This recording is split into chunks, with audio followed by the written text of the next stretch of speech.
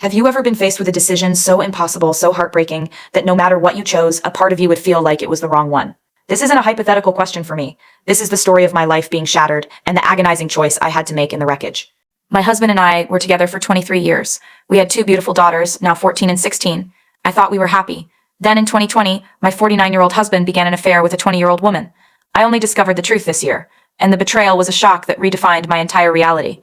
The situation escalated when his affair partner gave birth to twins in March. I immediately filed for divorce. The process was lengthy because we owned properties together, and I discovered he had been using our shared account to fund his affair. We were on the verge of finalizing everything when I received the call that he and his affair partner had been killed in a car accident. In an instant, the man who betrayed me was gone, and he left behind two orphaned boys. Suddenly, everyone was looking at me. My husband's parents live in assisted living and cannot care for children. The affair partner's parents made it clear they could not take the twins, and her only sibling lives overseas. Because my husband and I were still legally married at the time of his death, and his assets were willed to me, his parents and her parents turned to me to adopt these babies.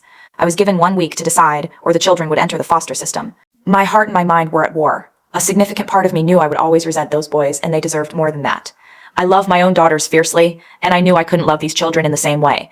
My girls were grieving their father, a man who had become mean to them during the affair, and they wanted nothing to do with the twins. On top of that, I am 45. I simply don't have the energy to raise infants again. Yet the pressure was immense. My in-laws, the maternal grandparents, and even my own mother were pushing me to take them.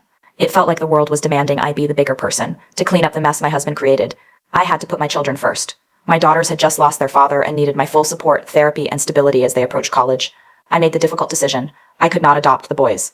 I arranged a meeting with all the grandparents at a public restaurant. When I told them my decision, my mother-in-law almost hit me. The twins' maternal grandparents pleaded and begged until they called me selfish.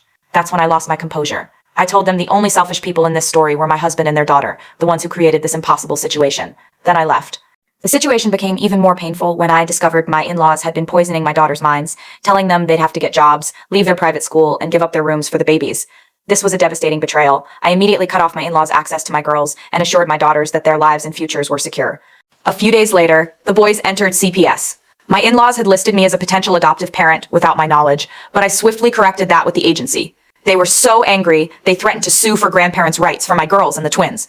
But then a blessing occurred. A wonderful couple, cousins on my husband's side, stepped forward and adopted the boys. They are amazing people. They've told my daughters that they are welcome to have a relationship with the boys someday, with no pressure, even suggesting they could think of them as cousins. They have also set firm boundaries with the toxic grandparents. As for the custody battle over my daughters, I am confident it will be resolved in our favor. I made an impossible choice. I chose my daughters and my own mental health. I know some will judge me, but I can live with that. The twins are now in a loving home where they are wanted wholeheartedly, and I am fighting to protect the family I have left. Sometimes putting yourself first isn't selfish, it's survival.